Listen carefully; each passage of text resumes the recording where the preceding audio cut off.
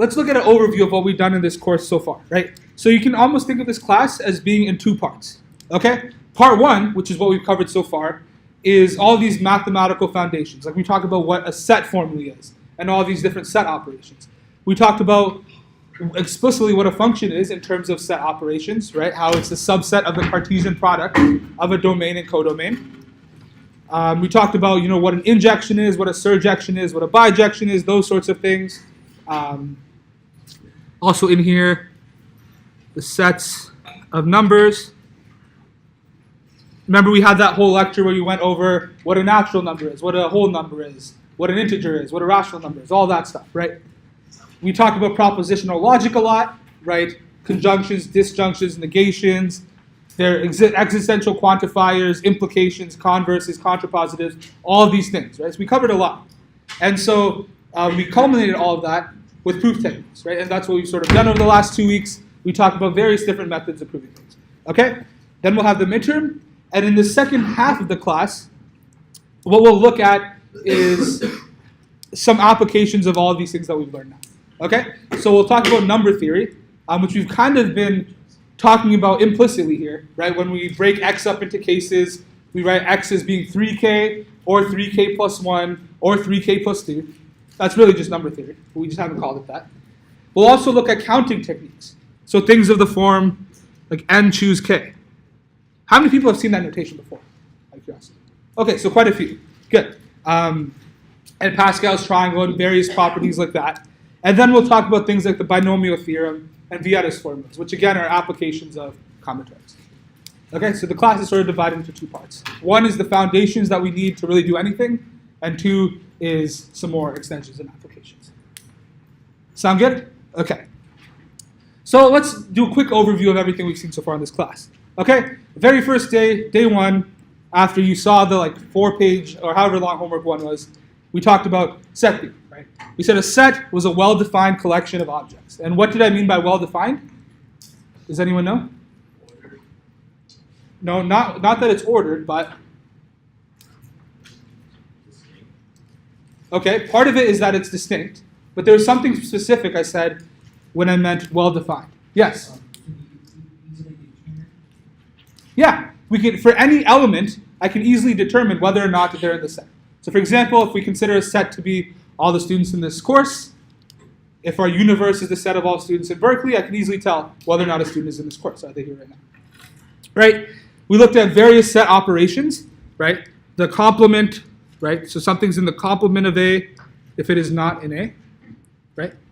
The union of two sets, the intersection of two sets, the difference of two sets, sometimes also written as A/B, the Cartesian product of two sets. We didn't focus on that too much, so there's a question on that on homework 5. And this idea of a subset and proper subset. Can someone remind me the difference between a subset and a proper subset? Yes? A subset, if A is a subset of B, Yeah. it can also be B. Yeah. Basically, but if it is a proper subset, then it cannot be B. Perfect. A proper subset is a subset that isn't equal, i.e. A is not equal to B. Okay, and you can think of that in terms of the greater than versus the greater than or equal to sign. With that bar underneath, it allows equality. Sound good? Cool.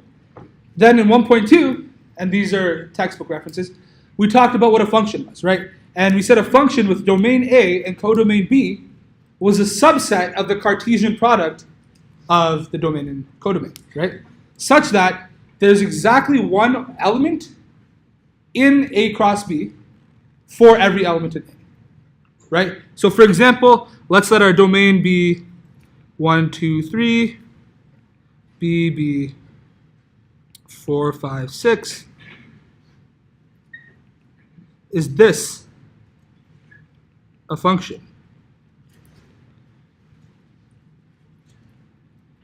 Is that a function? Yes. Because 1 appears exactly once, 2 appears exactly once, and 3 appears exactly once. Is this a function?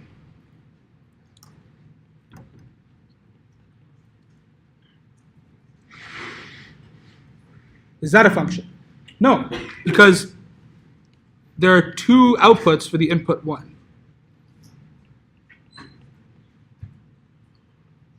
Okay? So again, if some of this seems a little shaky to you, make sure to go back, rewatch the video for lecture 1, or look at the slides or read the textbook. Okay? Because this was like what, a month ago now, right? So we're reaching pretty far back. Make sure you go and review all this content, right? We talked about what an injection is, what a surjection is, and what a bijection is. Can someone remind me of what an injection is? Sure.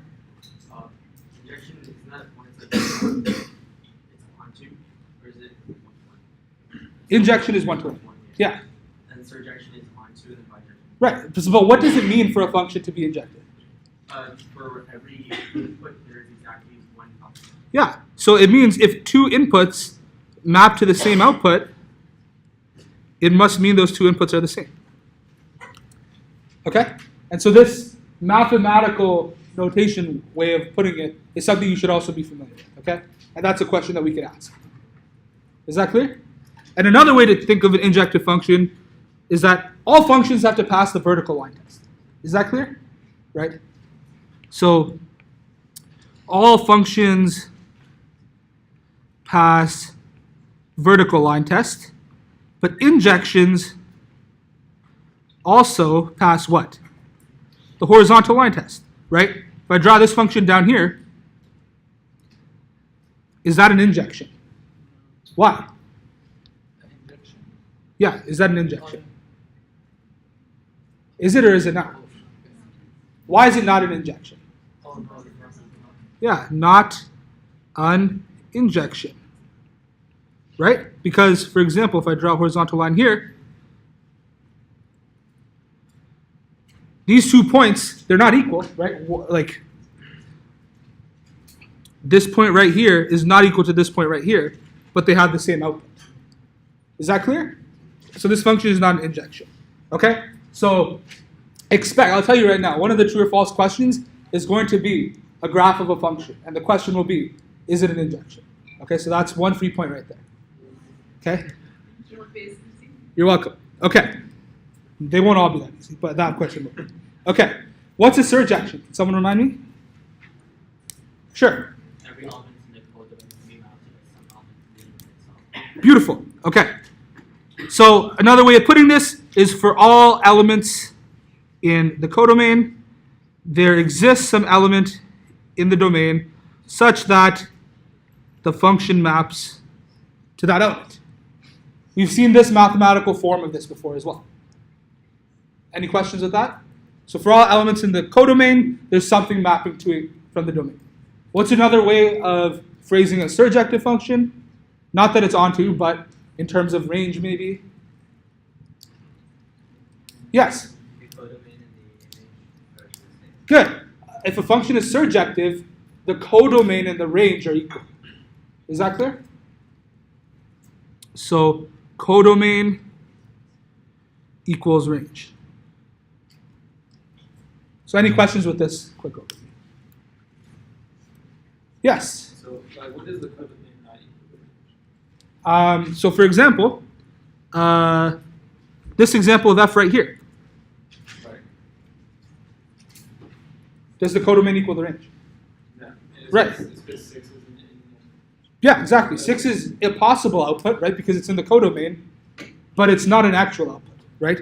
So for example, R is the set 4 and 5.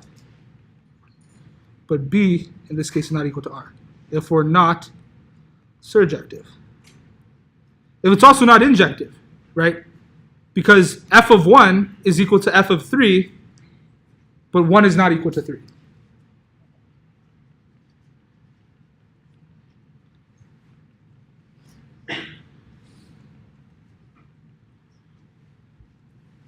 Any questions with all this? Cool. So the next thing we talked about were these different sets of numbers, right? Like natural numbers, whole numbers. Can someone tell me, at least in this class, what the difference between n and n with the subscript 0 are? Yeah. N is all the counting numbers, Yeah. so basically 1, 2, 3, and so on. Yeah. And then N0 is the counting numbers plus 0. Yeah, so it's 0, 1, 2, 3. Okay? So we looked at all of these sets. Can someone remind me what it means for a set to be countable or countably infinite? Yes? That there exists some like projection between the countable numbers. Exactly. So a set is countable if there exists a bijection between, say, a set S and the natural numbers. Okay? Our basis, if you want to call it that, for a countably infinite set is the natural numbers. But we can find a bijection between our set and any countable set if we want to show that set is countable. Okay? So which of these sets were countably infinite? Are the natural numbers countable? Yes? By definition, basically. Are the whole numbers countable? Yeah? If you add finitely many numbers to a countable set, it's still going to remain countable. Potential exam question right there. The integers, were they countably infinite? Yes. Okay? Can someone remind me of the bijection we showed between the I believe is the whole numbers and the integers? Okay? So let's zoom in here. Remember we wrote integers out like this. Yeah. Sorry, we wrote the whole numbers like that, integers like this.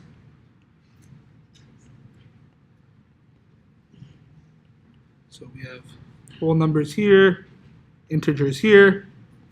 Does this seem familiar to everyone? And we had a piecewise function, right? So for the even inputs, we have them and multiplied by -1, right? So f of n is equal to negative n over 2 if n is even. And when it's odd, what do we do? Add 1 and divide by 2. Is that clear? So when n is odd, we add 1 and divide by 2. Okay? And that's something that showed up in the homework as well. We gave you 2 arbitrary sets, said find the bijection between them. Again, another potential exam problem. Okay? So that's an idea that you should be familiar with. Were the rational numbers countable?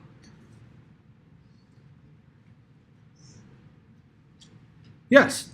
Oh yeah, we did the spiral. Yeah, we did the spiral thing. Okay, I'm not going to go over that now, but that's something you should definitely review in the slides, in the textbook, or watching the video. Okay? That spiral proof that we showed that we can create a path that every rational number will eventually be on. Okay? Were the real numbers countable? No. So that was the first set that we showed. Well, we didn't show that they're not countable. We said let's leave that for CS70. But they're not countable. So that's a fact that you should know. Okay? Can someone remind me of what the term dense means? What does it mean for a set to be dense? Yes? Between any two elements in the set, you have infinitely many.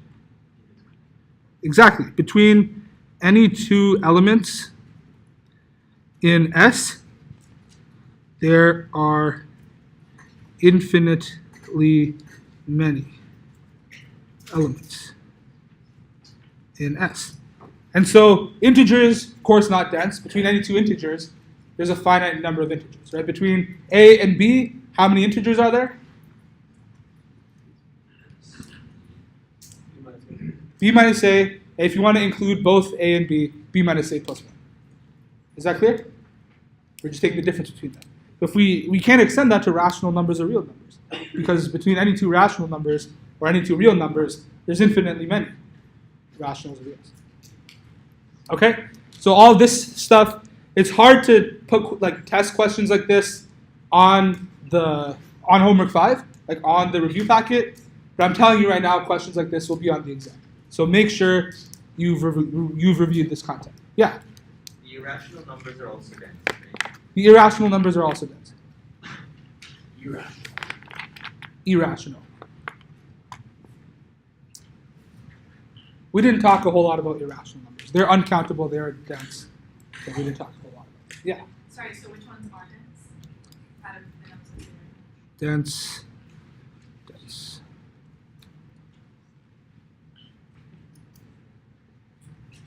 Sound good?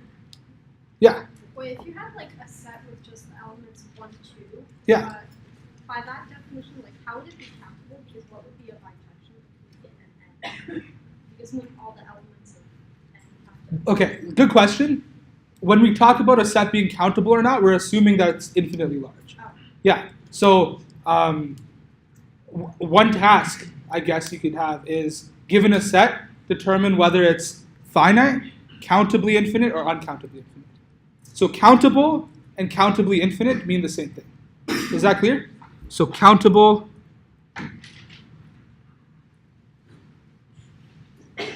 countably infinite.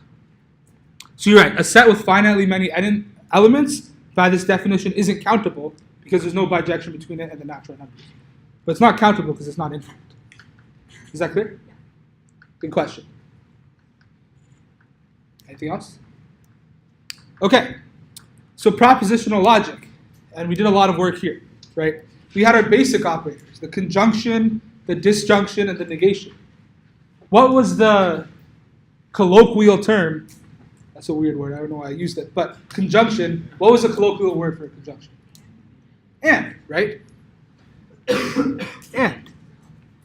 And I actually already used the definition of a conjunction right here. I had an and right there. Okay? What's the regular word for disjunction? Or, right? And negation? Not. Right? So hopefully all of this is familiar. And then we looked at various compositions of these three basic operators, right? We had the implication, P implies Q, and its equivalent form, not P or Q, right? And if you're still having trouble deciphering what an implication means, check out the textbook, or I think it might have been lecture 2 weeks ago when we talked about the example of, if it rains tomorrow, I'll give you $100. The value of the implication is whether or not I keep my promise. Okay, and hopefully that should clear things up. Okay?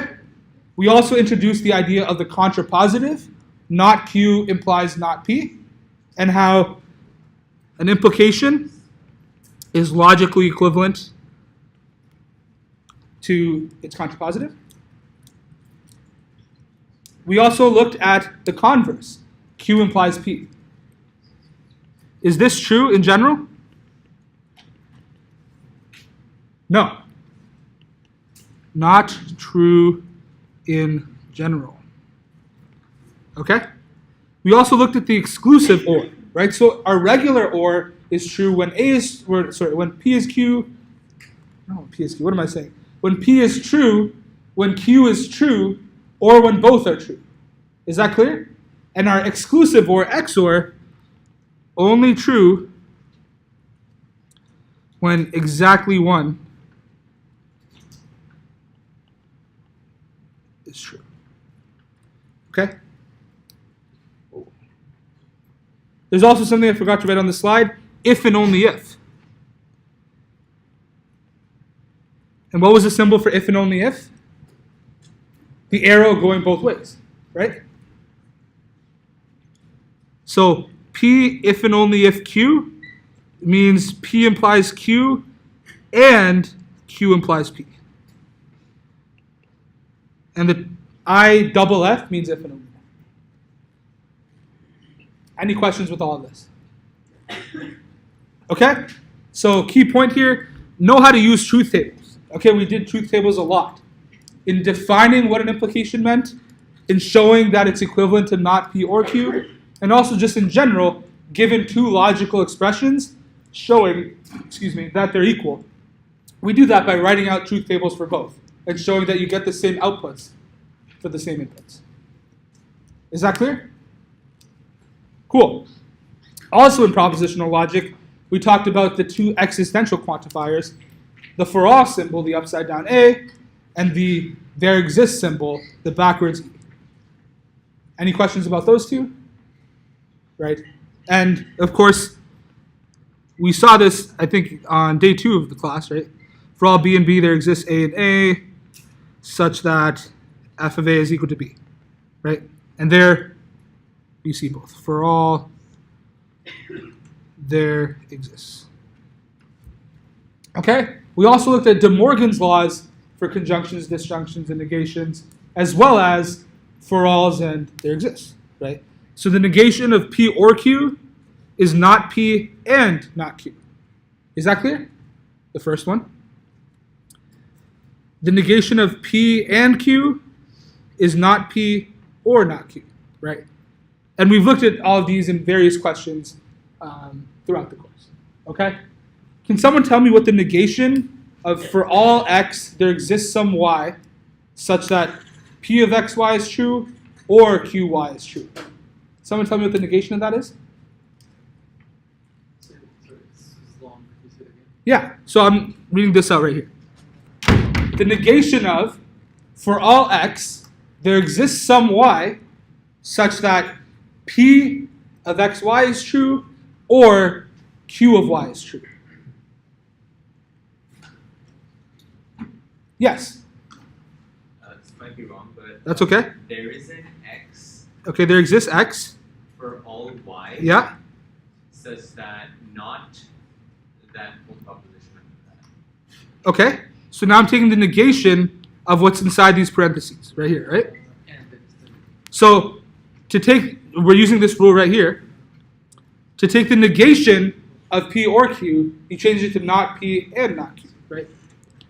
Probably uncircle that, but so it's not P and QY. Sound good? Okay, one thing I realized I forgot to mention. We also had De Morgan's laws for sets. They're very similar to De Morgan's laws for existential quantifiers. So can someone remind me what the complement of A union B was? Sure. I think it will be A complement intersection B complement. Perfect. Right. And similarly, the complement of A intersect B would be AC union BC. Okay? And we did all of this homework 1. Another idea for sets to make sure you're familiar with is the idea of a universe. What it means to have a universe and how, like, what role the universe plays regarding the complement of a set. Okay, so that's a lot of stuff we covered in chapter 1. Okay? Another thing to note, we should also be comfortable with converting statements written in English to precise mathematical statements using these symbols. Also vice versa.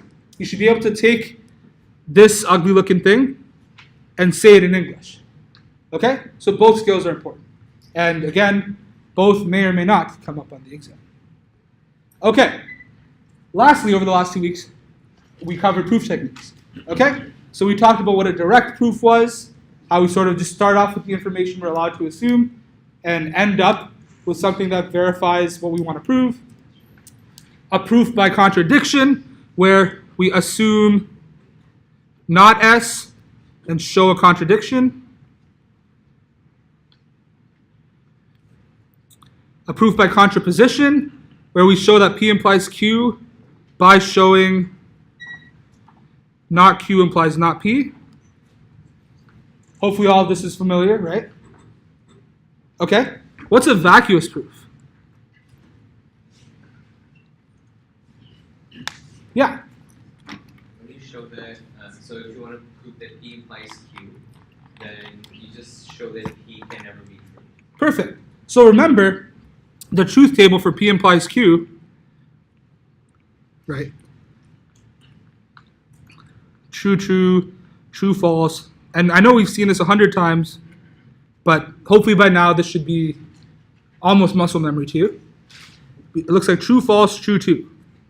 So usually the one we care about is the top one. We show that if P is true, then Q is true. This implication has a true value, right? But this implication also has a true value whenever P is false. Okay? So a vacuous proof is one where you just show P is false. And then no matter what, the implication must be true. Right? Any questions? So, for example, if Berkeley, how about this?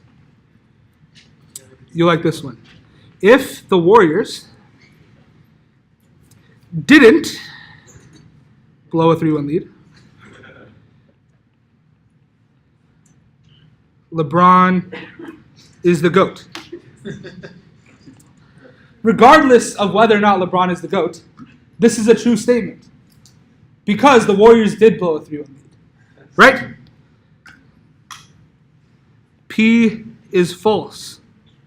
Therefore, P implies Q, always true. Is that clear? So we may disagree that LeBron is the GOAT, but the implication doesn't lie. It's just not. Okay? We also looked at proof-like cases where we sort of split up the thing we're trying to prove into multiple exhaustive cases. And so we did this a lot when we said we considered X being either a multiple of 3, 1 greater than a multiple of 3, or 2 greater than a multiple of 3, right? And so we needed these cases to be exhaustive. We talked about counterexamples and how that's not a proof technique. Rather, you can use a counterexample to show that something's not true, right? And proof by induction, which we did a lot of last week, right? And there's a lot of practice in that in the homework as well. Okay, so this is sort of an overview of all the proof techniques we've done. Any initial questions? So this one's good. So prove that if P is a prime greater than 3, then 24 vertical bar P squared minus 1. So what does this vertical bar mean? Divide. Yeah, so P, another way of thinking of it is, oh, my Apple Pencil died, okay. Another way of thinking of that is that P squared minus 1 is a multiple of 24. Basically, all the logic for this proof revolves around reasoning as to why the product P minus 1 times P plus 1 will have a factor of 24. Okay? And what is 24? Well, you can write it as 2 cubed times 3. And we'll deal more with prime factorization and whatnot, probably starting the lecture after the midterm. But I don't think this is too out of reach right now. We can also write it as 8 times 3. Okay? And so we know that if P is a prime greater than 3, it has to be odd. Is that clear? Because there's only one even prime, and that is 2, right? So any prime greater than 3, the prime itself will be odd, so the number greater than it and the number less than it will both be even. Okay? However, if you write out the set of all even numbers, so for example, let's say evens 2, 4, 6, 8, 10, 12, 14, 16, blah, blah, blah, blah. If you look at any 2 consecutive even numbers, one of them will just be a multiple of 2, and one of them will be a multiple of 4. Is that clear? Right? So we can circle any 2. In any 2 consecutive evens, one will be multiple of 4. Is that clear? So we know one will be just a multiple of 2, one will be a multiple of 4. So that's where we get our 2 times 4 is equal to 8 from. Is that clear? Therefore, P squared minus 1 is multiple of 2 times 4 is equal to 8. Now, where does the 3 come from? Do you want to tell us your logic once more? So P is not divisible by 3. Yep. So it's either, so it either leaves the remainder of 1 or minus 1 when you divide it by 3. Right. So either P plus 1 or P minus 1 leaves the remainder of 0 when you divide it by 3. Exactly. We can use the exact same logic that we did when we wrote out the even numbers. If you consider any 3 consecutive integers, P minus 1, P, and P plus 1, one of them will be a multiple of 3, right? Because every third number is a multiple of 3, every 20th number is a multiple of 20, so on and so forth. Is that clear? So if we look at any 3 consecutive integers, one of them will be a multiple of 3, right? Any 3 consecutive I guess we're even talking about natural numbers here. 1 will be multiple of 3. Is that clear? Let me erase what we have down here just to save some space. Right, and that tells us, therefore, either p minus 1 or p plus 1, right? P can't be the one that's a multiple of 3 because we know p is prime. So it has no other factors than 1 in itself. So that means either p plus 1 has a multiple of 3, or a factor of 3, or p minus 1 has a factor of 3. Is that clear? Any questions with that? Yeah. But then in that case, your proof is taking Q to P, not P to Q. Like you're saying if Q, then P. No, all we're assuming in the beginning is that p is a prime greater than 3. We're not assuming that this is true. We're just starting with p squared minus 1 and showing that it's divided by 24. We're not assuming that this is true yet. We're showing that it's true. But wouldn't you need out of some number theory to know all these details?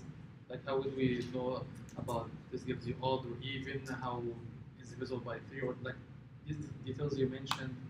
Yeah, I mean, that's why we're talking about it now. So you've been exposed to the concept. Yeah. You don't really need modular arithmetic to do anything with anything that we just did. Because I didn't use the word modular at all. Right? This is, sure, it might be something that you haven't thought of before, but it's not that big of a stretch when you consider it. You write out all the integers, you pick any 3 consecutive ones, one of them has to be a multiple of 3. You write out all of the even numbers, pick any 2 consecutive ones, one of them has to be a multiple of 4. So therefore, p squared minus 1 has, I shouldn't say multiple, you should say factor. Oh, that one was multiple.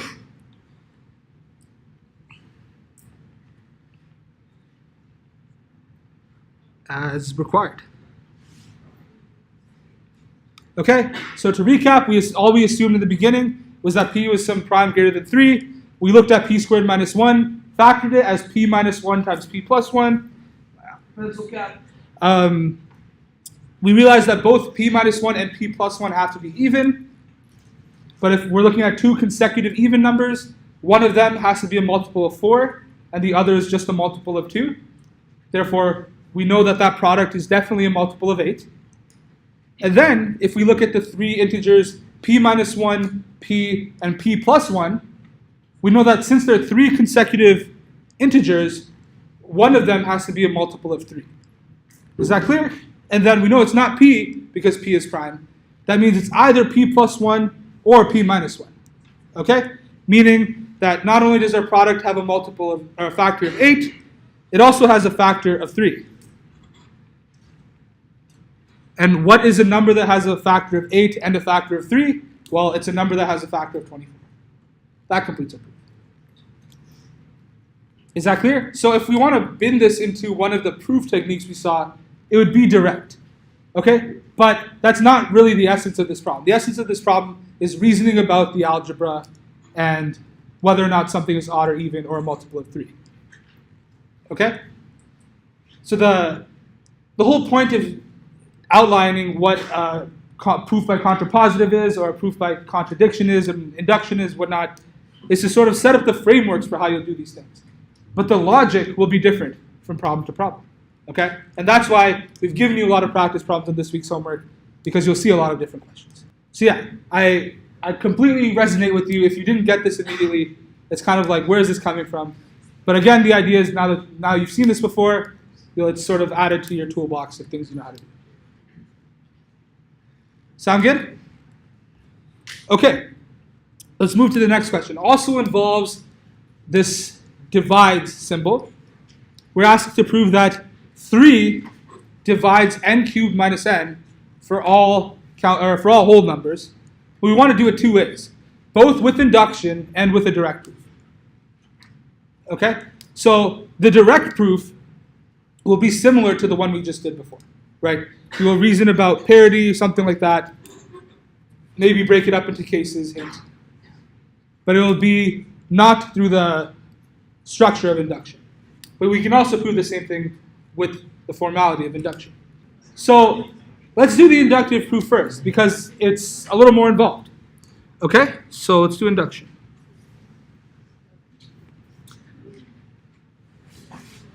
Remember, induction always has three pieces. We have the base case, the induction hypothesis, and the induction step. The base case and the hypothesis are just sort of setting up the problem, and then the induction step is where all of our logic goes. So what's our base case here? Good. Why is it 0 and not 1? Because considering n sub 0. Yeah, we're considering whole numbers.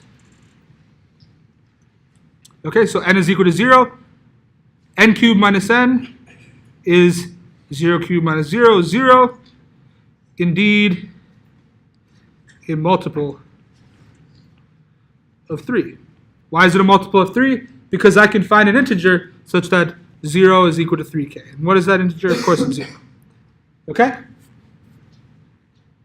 Cool. What's our induction hypothesis? Yeah, so assume 3 divides k cubed minus k for arbitrary whole number k. We'll just say for arbitrary k.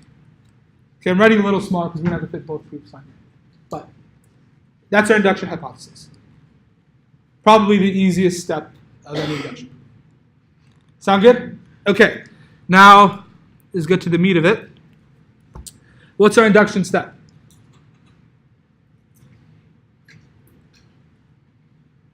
Show that for k plus 1. Yeah, so we want to show that 3 divides k plus 1 cubed minus k plus 1. Okay, so one step I'm going to do is write k cubed minus k as 3 times j. Am I allowed to do that? Yeah, I'm allowed to do whatever I want. I didn't mean like that, but like we're assuming that 3 is a divisor of k cubed minus k. So I'm just writing k cubed minus k is 3 times some integer. Direct translation of that fact. Okay? So now I'm going to start with k plus 1 cubed minus k plus 1. Okay? And I want to show that it's also equal to 3 times some integer. Is that clear? So let's expand it out. What do I get? K cubed plus 3k squared. Also, when we get to the binomial theorem later, if this is not already muscle memory to you, it will be, but that's for a couple weeks from now. I can write it like this. Get rid of the 1 and 1. And now, how can I rearrange these terms to show what I want? Factor 3 out from 3k to 3k. Good. And I can also move this negative k up here, right? So I can write this as k cubed minus k, which looks like our induction hypothesis, plus 3 times k squared plus k. Is that clear? But k cubed minus k, that's what we had in our induction hypothesis. That's just equal to 3j. So I can write this whole thing as 3 times j plus k squared plus k.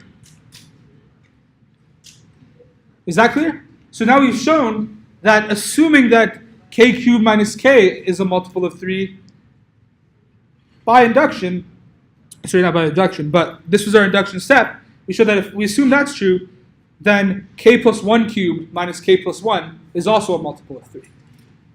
Is that clear? So therefore, by induction, statement holds.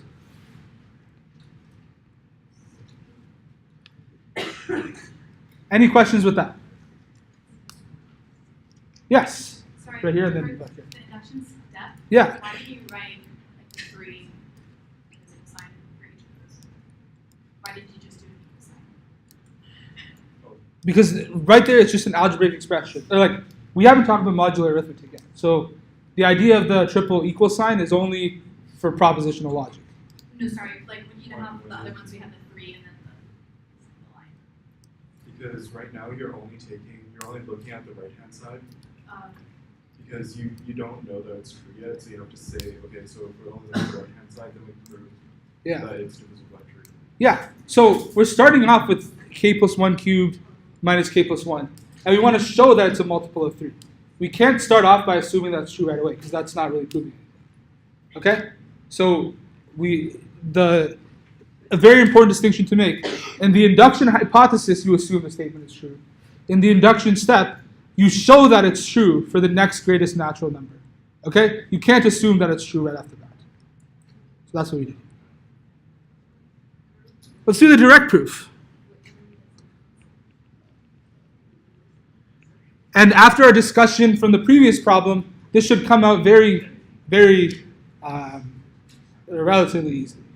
Okay? Can someone walk me through this? You had an idea? Oh yeah. So you can write n cubed minus n. Yeah. Be n times n minus 1 Yeah. times n plus 1. Okay, so let's break that down one step, right? N cubed minus n, both have a factor of n, so I can pull that out, and I have n squared minus 1. And then, oh, look at that, I can use difference of squares, and I'll write it cleverly as n minus 1 times n plus 1. Okay? And what did we just talk about? The fact that any 3 consecutive integers, of them, one of them will be a multiple of 3. Is that clear? So we have 3 consecutive ints. 1 will be multiple of 3. Therefore, n cubed minus n is multiple of 3. Okay? So now we've done 2 examples of it. Not telling you that it's going to be on the exam or anything, but just saying. Yeah, So in the induction step, sure. the very last line, Yeah. times j plus k squared plus k. Yeah. I'm a little confused on how that's supposed to, like, or how that's supposed to show k plus 1 cubed minus k plus 1. Is a multiple of 3. Okay, so to show that something is a multiple of 3, we write it as 3 times some integer, right? And j, k squared, and k, they're all integers. So that thing's an integer. So we've shown that k plus 1 cubed minus k plus 1 can be written as 3 times some integer. Is that clear? So in the induction step, is everyone clear on how we showed k plus 1 cubed minus k plus 1 is a multiple of 3? Because we wrote it as 3 times some integer.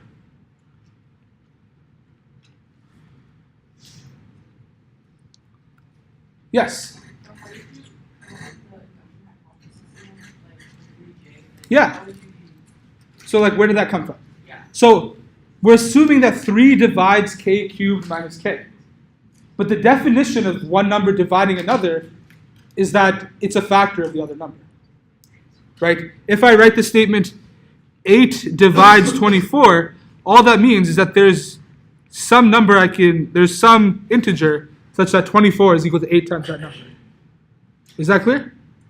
And so obviously here it's 3, but that's why this statement is true.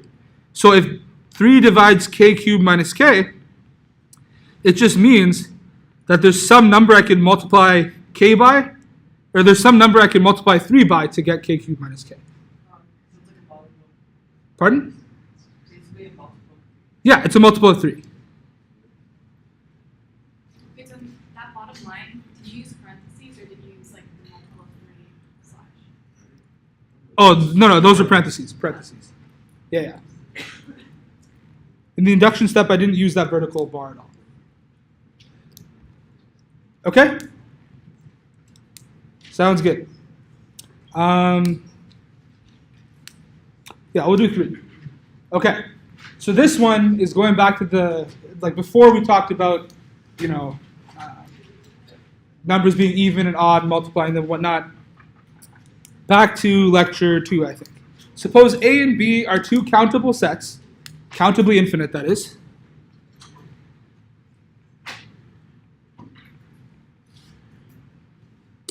Prove that the union of A and B is also countably infinite. Okay? And so it's actually a fact that the union, this is going to sound weird, but the union of countably many countable sets is countable.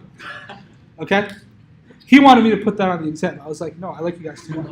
Wow, I'm sorry to make you look like a villain, but it's okay. We'll, again, save that for CS70 and Math 104 or something like that. Let's just stick with this for now. Okay? So A union B is going to look something like A1, B1, A2, B2, A3, B3. Will this pattern eventually get to every element in A and B? Or not every, because they're countable, or they're infinite, right? But give me any element.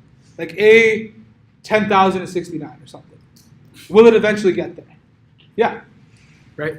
And what will the bijection be to? We can say n, okay? 1, 2, 3, 4, 5, 6.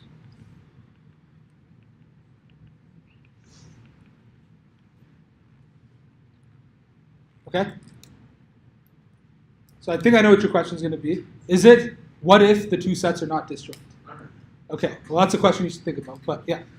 So for the proof for like for countably many countably infinite sets, Yeah. their union is countable. Yeah. You could just do like A1, B1, C1, D1. Yeah, but when would you end that sequence? So if you want to look at the proof of that, it's actually very similar to the proof that the rational numbers are countable. Okay, I won't tell you how. You can ask me after or something. But look at that proof that the rational numbers are countable, and you will be able to deduce the fact that the union of countably many countable sets is countable. Okay? It's an interesting problem. Okay, but what about the other question I said? What if some of these elements are the same? Like what if B2 is equal to A3? Then what?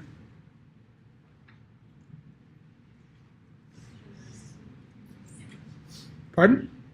Yeah, you can't have multiple outputs for the same input. But why does this still work?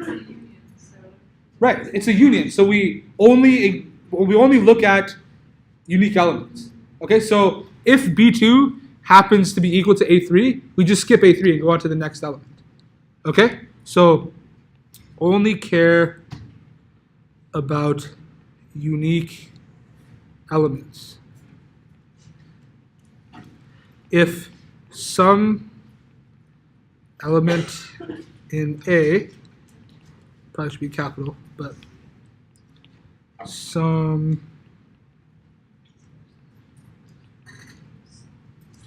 we only list it the first time. Okay? So suppose, like, again, sets aren't necessarily inherently ordered, but suppose we come up with some ordering of them, right? And we see that, okay, B3, or like, I don't know, B100, we've already seen this element before. So we just skip it, okay? So we only look at the first occurrence of each new element in order to make sure that this is still a function. Good question. Any other questions with this? Right here. Yeah. So this is like a sufficient answer. Yeah. And you might want to write a little bit of words, like all the stuff that I just said. Okay. But yeah. You write something along the lines of, we can find a bijection between A union B and the natural numbers, therefore it's a countably infinite set, something like that. Sound good? Okay. So this last one is also actually on the review homework set. So is number 2, by the way. But this one is interesting. Straight from CS70 homework. Prove that n is a multiple of 3 if and only if the sum of the digits of n is a multiple of 3. Okay? Probably learned this, I don't know, elementary school. It's like that divisibility check. How do you see if a number is divisible by 3? Well, you add up all the digits and see if that's divisible by 3. Okay? How much time we got? Okay, you can discuss for a couple minutes and then we'll take this up. But I will give you a hint, just to make things go quicker. Oh, wait, I should probably write this out first.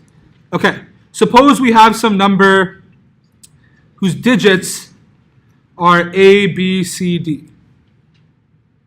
You know what, let me write it a little differently. A3, A2, A1, A0.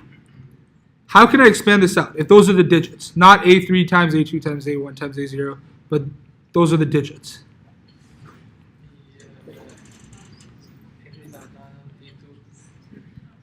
I can write it like this.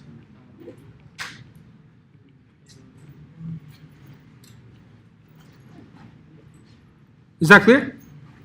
So I can just take the digits, and like this is essentially, again, what you were taught in elementary school. We have the ones digit, the tens digit, the hundreds digit, the thousands digit, so on and so forth.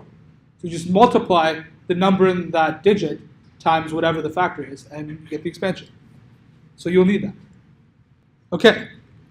So the reason I wrote out this expansion is that, what do you notice? Well, you can write each of these powers of 3 as 10 cubed minus 1 times a3 plus 10 squared minus 1 times a2 plus 10 to the 1 minus 1 times a1 plus 10 to the 0 minus 1 times a0 plus a3 plus a2 plus a1 plus a0.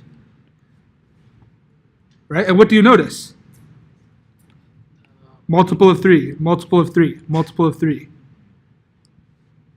multiple of 3. Is that clear? So we show that if n is a multiple of 3, since this, whatever's in this box right here, always multiple,